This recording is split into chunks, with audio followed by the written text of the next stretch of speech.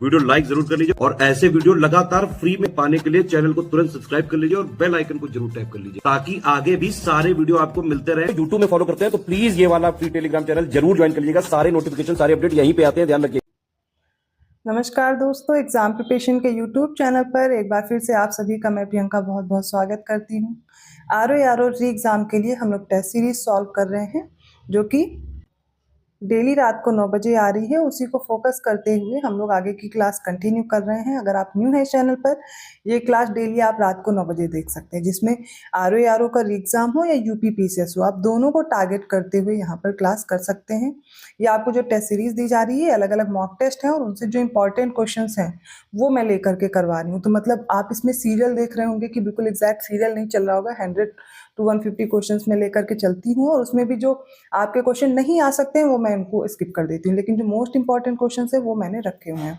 तो डेली इस सीरीज को फॉलो कीजिए। इसमें ज़्यादातर प्रश्न वो मिलेंगे जो लेटेस्ट ट्रेंड रहा है एग्जाम पैटर्न का, जैसे कि क्रोनोलॉजी वाले क्वेश्चन, स्टेटमेंट वाले क्वेश्चन और स्टेटमेंट देकर के पूछना कि इनमें से कौन कौन से कथन सही हैं। ठीक है, इस तरीके के ऑप्शन दे दिए जाते हैं। हिस्ट्री हो, ज्योग्राफी हो, पॉलिटी हो, यूपी जीके हो, सारे सब्जेक्ट आप यहाँ पर कवर करेंगे। तो ध्यान से इस क्लास को देखिए। इसके साथ साथ आप टेस्ट सीरीज ज्वाइन करना चाहते हैं या पेड क्विज लेना चाहते हैं, कंप्लीट क्रैश कोर्स पाना चाहते हैं, इसके लिए आप स्टडी फॉर सिविल सर्विसेज का कोर्स ज्वाइन कर सकते हैं। ये पेड ग्रुप के लिए आपको नंबर्स प्रोवाइड किए गए हैं। व्हाट्सएप मैसेज के थ्रू या कॉल करके आप जानकारी ले सकते हैं। कोशिश कीजिए अभी जो आप पढ़ रहे हैं उसको रिवाइज कीजिए, साथ में अच्छे से प्रैक्टिस कीजिए। और प्रैक्टिस के लिए आपको टेस्ट सीरीज अवेलेबल कराई जा रही है, जो कि आपको पता है जो अभी लेटेस्ट ट्रेंड रहा है यूपीपीएससी का और बदलता जा रहा है, तो उसके अकॉर्डिंग आप खुद को तैयार कीजिए। आप वही पैटर्न फॉलो कीजिए, ना कि आप अलग से ऐसा कंटेंट पढ़ रहे हो जो आपके एग्जाम के लिए इंपॉर्टेंट भी ना हो और आपका टाइम वेस्ट हो जाए। ठीक है, तो आपको अब इतना पता होगा, आप एग्जाम देते हुए इतना समझ गए होंगे कि आपको कैसा ट्रेंड और पैटर्न रहा है और कैसे आपको कंटेंट अपना चूज करना है। ठीक है, इसके अलावा मैं जानकारी देना चाहूँगी, अगर आप कोर्स लेना चाहते हैं स्टडी फॉर सिविल सर्विसेज का, तो ऐप डाउनलोड कर लीजिए। ऐप से आपको कोर्स मिल जाएगा, जिससे आप आसानी से परचेज कर पाएंगे और ज्ञान सर कूपन कोड अप्लाई करेंगे तो डिस्काउंट भी मिल जाएगा। जरूरी नहीं है आप कोर्स ही परचेज कर रहे हैं तभी आप तैयारी कर सकते हैं। अगर आप सेल्फ स्टडी कर रहे हैं तो टेस्ट सीरीज ले लीजिए, या फिर जो यूट्यूब पे स्टडी फॉर सिविल सर्विसेज का चैनल है उसे फॉलो करते रहिए, वहां पर आपको टेस्ट सीरीज प्रोवाइड की जा रही है। ठीक है, तो दोनों आपके पास ऑप्शंस अवेलेबल हैं, आप जैसे भी मेहनत कर सकते हैं उस तरह तैयार कीजिए। इस चैनल पर आपको जीएस के जो इंपॉर्टेंट कंटेंट है, जैसे कि टॉपिक वाइज है, वो दोपहर 1 बजे आता है और रात को 9 बजे प्रैक्टिस कराई जा रही है। ठीक है, तो ये प्रैक्टिस की क्लास में कंटिन्यू कर रही हूँ। आप डेली ऐसे ही क्वेश्चन देख सकते हैं जो मोस्ट इंपॉर्टेंट है, और रेगुलर अगर आप इसको फॉलो कर रहे हैं ना, रिवाइज कर लेंगे डेफिनेटली, जैसे कि अभी पीसीएस के पेपर में भी क्वेश्चन थे और ऐसे आगे भी मिलेंगे आपको। ठीक, चलिए स्टार्ट करते हैं क्लास। 16th क्वेश्चन है, निम्नलिखित को कालानुक्रम में व्यवस्थित करें। क्रोनोलॉजिकल ऑर्डर में लगाना है। कुछ इवेंट्स दिए गए हैं, जैसे कि खिलाफत आंदोलन है, असहयोग आंदोलन है, मोपला विद्रोह है और महात्मा गांधी का भारत आगमन है। ठीक है, तो आप सभी को पता होगा कि ये खिलाफत आंदोलन और असहयोग आंदोलन तभी हुआ था जब गांधी जी आ चुके थे, तो उनके बाद। ठीक है, कुछ मतलब ऐसे भी सोचा करिए जिससे आप इनको हल कर पाए। और उसी के बाद आप देखेंगे ये घटना थी महात्मा गांधी जी के आने के बाद मोपला विद्रोह। तो इतना तो क्लियर हो गया होगा कि जिस ऑप्शन में 4 वाला ऑप्शन पहले है वही होगा, तो 2 ऑप्शन तो आप एलिमिनेट कर पाएंगे, ये और ये हट गए। अब आपको सोचना है कौन सा पहले हुआ। ठीक है, तो याद रखिए, सबसे पहले अब मैं एक एक करके डेट बताती हूँ। तो खिलाफत आंदोलन 1919 में हुआ था और असहयोग आंदोलन शुरू होता है 1920 में। मोपला विद्रोह हुआ था 1921 में। ठीक है, और ये कई बार एग्जाम में पूछा भी जा चुका है, तो याद रखिएगा डेट। 1915 में गांधी जी का भारत आगमन हुआ था। राइट आंसर क्या हो जाएगा? 4123, ऑप्शन सी करेक्ट है। अगला प्रश्न फिर से आपको क्रोनोलॉजी में लगाने हैं। कुछ घटनाएं हैं।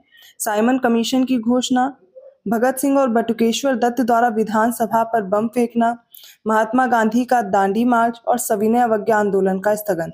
मोस्ट इंपॉर्टेंट क्वेश्चन है, आप ऐसे क्वेश्चन जरूर तैयार रखिए, और कुछ ये घटनाएं तो जरूर इनकी डेट याद होनी चाहिए। तो साइमन कमीशन की जो घोषणा है वो हुई थी 8 नवंबर 1927 को। ठीक है, भगत सिंह और बटुकेश्वर दत्त ने विधानसभा पर बम फेंका था 1929 में, 1929 में। और महात्मा गांधी द्वारा ये जो दांडी मार्च है, सविनय अवज्ञा आंदोलन शुरू हुआ था 1930 में शुरू हुआ था। और सविनय अवज्ञा आंदोलन का स्थगन कब हुआ? तो याद रखिए 1934 में हुआ। करेक्ट आंसर क्या हो जाएगा? यहाँ पर 1 2 3 4, ठीक है, ऑलरेडी क्रोनोलॉजी में है, ऑप्शन डी करेक्ट है।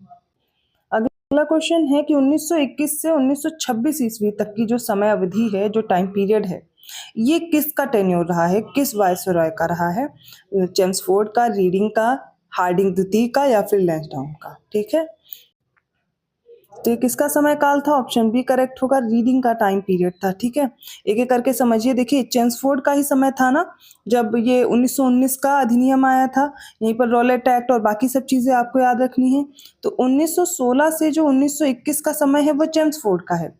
इसके बाद किसका आएगा? रीडिंग का है। ठीक है, चेम्सफोर्ड, रीडिंग, और उसके बाद समय आ जाता है 1910 से 1916। तो मतलब चेम्सफोर्ड से पहले था हार्डिंग द्वितीय का 1910 से 1916, और लैंसडाउन का समय इससे भी पहले था 1888 टू 1894। इससे पहले कौन था? इससे पहले डफरिन था, जब उसकी स्थापना हुई थी कांग्रेस वगैरह की 1885 के समय पर। ठीक है, तो कुछ घटनाएं एक याद कर लिया कीजिए, उसके साथ आप वायसरॉय याद कर पाएंगे। तो चेम्सफोर्ड, फिर रीडिंग, ये याद रखिएगा, और उससे पहले लैंसडाउन का समय मैंने बता दिया और हार्डिंग द्वितीय का भी बता दिया। चलिए अगले क्वेश्चन की ओर बढ़ते हैं। अगला प्रश्न है, निम्नलिखित में से करेक्ट ऑप्शन चूज करना है। चंपारण सत्याग्रह 1917 में, रॉलेट एक्ट, रॉलेट सत्याग्रह 1919 में, बारदोली में किसान आंदोलन 1928 में, और भारत छोड़ो आंदोलन की शुरुआत हुई 1942 में। इनमें से कौन से स्टेटमेंट्स हैं जो करेक्ट दिए गए हैं? ऑप्शन आपके सामने हैं, इनको देख करके आपको बताना है। तो देखिए, यहाँ पर करेक्ट आंसर क्या होगा? ऑप्शन डी हो जाएगा। सारे ही स्टेटमेंट आपको करेक्ट दिए गए इस क्वेश्चन में, याद कर सकते हैं। 20वां प्रश्न है, निम्नलिखित में से सही विकल्प चुने। कुछ स्टेटमेंट्स हैं और उनके करेक्ट आंसर आपको चूज करने हैं। पहला स्टेटमेंट है, चीनी यात्री फाहियान ने पूर्व मध्यकाल के संबंध में विवरण दिया था। सेकंड है, चीनी यात्री इत्सिंग ने गुप्त काल के संबंध में विवरण दिया था। थर्ड है, चीनी यात्री ह्वेनसांग ने पुष्यभूति काल के संबंध में विवरण दिया, और तारानाथ ने सुंग काल के बारे में। अब यहाँ से कौन कौन से स्टेटमेंट करेक्ट हैं वो आपको मैच करने हैं। ठीक है, चीनी यात्री फाहियान और इत्सिंग के बारे में दिया गया है। तो फाहियान कब का है? तो इस समय गुप्त शासन था, तो गुप्त काल के बारे में संबंध में जो विवरण है वो फाहियान ने दिया था। और जो चीनी यात्री इत्सिंग है, इसने पूर्व मध्यकाल के बारे में विवरण दिया। तो ये पहले दूसरे स्टेटमेंट गलत हो गए। फिर ये जो ह्वेनसांग है, इसने वर्धन काल या फिर पुष्यभूति काल के संबंध में विवरण दिया था, और तारानाथ ने सुंग काल के बारे में। तो तीसरा और चौथा ऑप्शन करेक्ट है, स्टेटमेंट करेक्ट है, ऑप्शन सी राइट हो जाएगा। 21st क्वेश्चन देखिए, क्रोनोलॉजी में लगाना है। असम बंगाल रेलवे हड़ताल, महान भारतीय प्रायद्वीपीय रेलवे हड़ताल, फिर अहमदाबाद जो टेक्सटाइल स्ट्राइक थी, और गोलमुरी टिन प्लेट ये जो स्ट्राइक है। ठीक है, तो इनको देख करके हमें क्रोनोलॉजी ऑर्डर में लगाना है। ठीक है, इसके आंसर मुझे पता है, आप लोग को नहीं पता होगा तो मैं डेट बताती हूँ। देखिए, असम बंगाल रेलवे स्ट्राइक हुई थी 1921 में। Great Indian peninsular railway strike हुई थी 1930 में। ये अहमदाबाद टेक्सटाइल स्ट्राइक, इसे याद रखिएगा, इंपॉर्टेंट है, 1918, और जो गोलमुरी टिन प्लेट स्ट्राइक है 1929। अरेंज करेंगे तो हो जाएगा 3142, ऑप्शन ए करेक्ट होगा। 22nd क्वेश्चन देखिए, निम्नलिखित में से सही विकल्प चुनना है। पहला है उत्तर पश्चिमी प्रांत राजस्व अधिनियम 1881। सेकंड है अवध लगान संशोधन अधिनियम 1921। थर्ड है दक्कन कृषक राहत अधिनियम 1879, और फोर्थ है उत्तर पश्चिमी प्रांत भूमि हस्तांतरण अधिनियम 1876।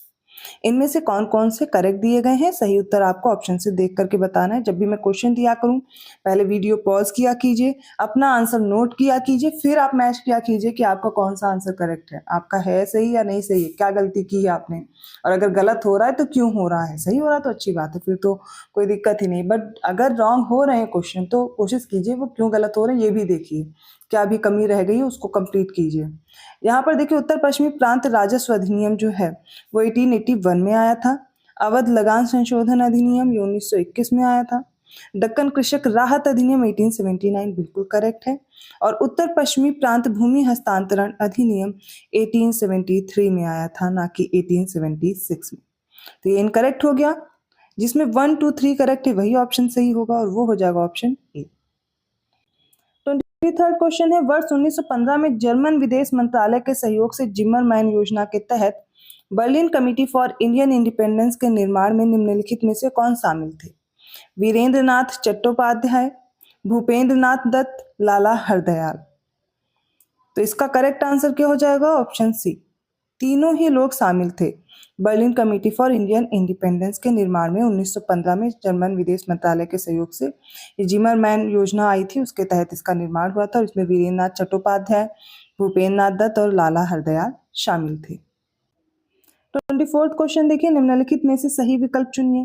पहला है, भारतीय राष्ट्रीय कांग्रेस का जो फैजपुर अधिवेशन है वो 1936 में महाराष्ट्र राज्य में आयोजित किया गया था।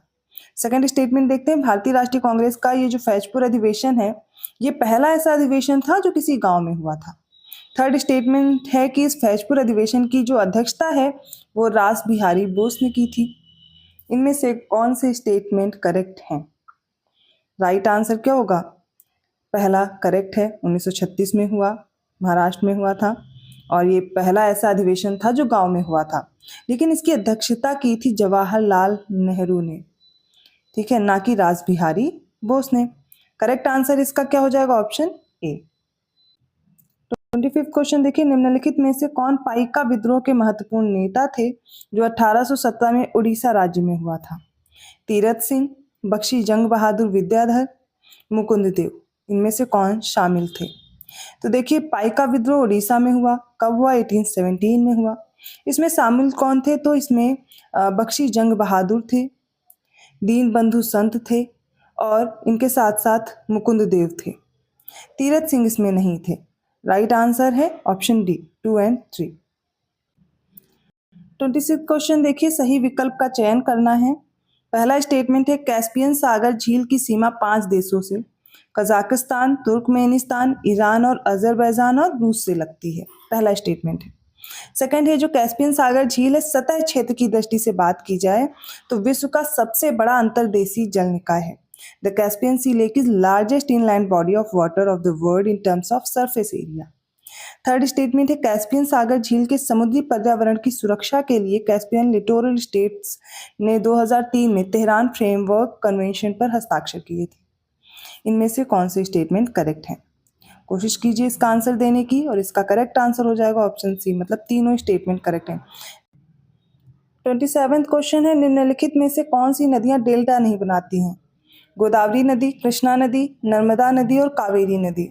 तो आपको याद ये रखना है, जितनी भी नदियां पूर्व की तरफ प्रवाहित होती हैं वो सभी नदियां डेल्टा बनाती हैं, लेकिन पश्चिम की तरफ प्रवाहित होने वाली नदियां कभी भी डेल्टा नहीं बनाती, एस्चुरी बनाती हैं।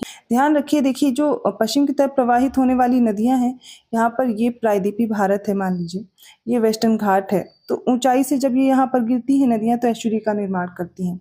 यहाँ से पूर्व की तरफ ढाल होने के कारण मिट्टी या गाद अपने साथ बहा कर लाती हैं नदियां और ये यहाँ पर इकट्ठा करती हैं, जिससे डेल्टा का निर्माण होता है।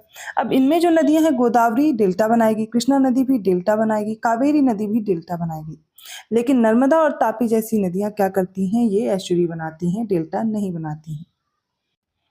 28 क्वेश्चन है, निम्नलिखित में से सही विकल्प चुनें। पहला है काला सागर, जो अटलांटिक महासागर का एक सीमांत सागर है। सेकंड है, काला सागर पूर्वी यूरोप और पश्चिमी एशिया के बीच स्थित है। थर्ड है, काला सागर की सीमा 6 देशों से लगती है और फोर्थ है, काला सागर अपनी सीमा दक्षिण में रूस के साथ साझा करता है। इनमें से कौन कौन से स्टेटमेंट करेक्ट हैं ये हमें बताना है। चलिए देखते हैं। तो इसका राइट आंसर क्या हो जाएगा? ऑप्शन बी होगा। पहला, दूसरा और तीसरा स्टेटमेंट करेक्ट है, चौथा गलत है। ठीक है, तो देखिए काला सागर की जो पश्चिमी सीमा है वो किससे लगती है? रोमानिया और बुल्गारिया से। फिर जो उत्तर और पूर्व में लगेगी सीमा, यूक्रेन, रूस और जॉर्जिया से। तो उत्तर और पूर्व में लगती है ना, यूक्रेन, रूस और जॉर्जिया से। यहाँ पे दक्षिण दे दिया गया, वो गलत हो गया।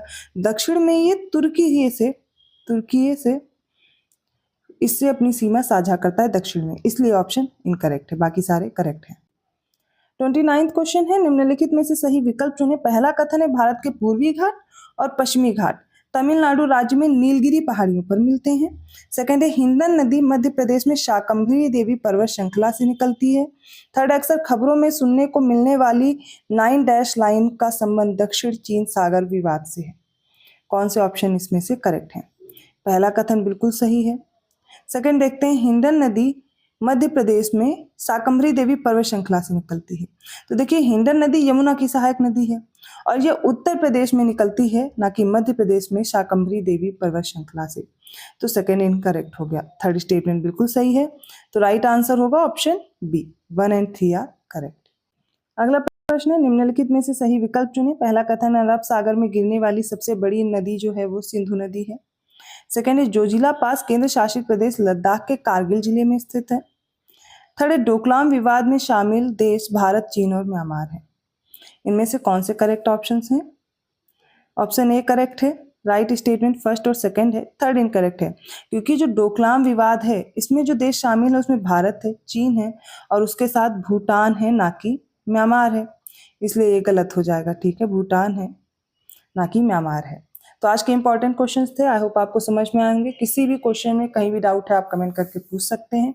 वीडियो अच्छा लगा तो प्लीज़ लाइक ज़रूर कीजिए, ज़्यादा से ज़्यादा लोगों को शेयर करने की कोशिश कीजिए और पेड ग्रुप के लिए ये नंबर सामने दिए गए हैं, पे कॉल या मैसेज करके आप इन्फॉर्मेशन ले सकते हैं। मैं मिलती हूँ ऐसे ही क्वेश्चन के साथ अगली क्लास में। तब तक के लिए धन्यवाद।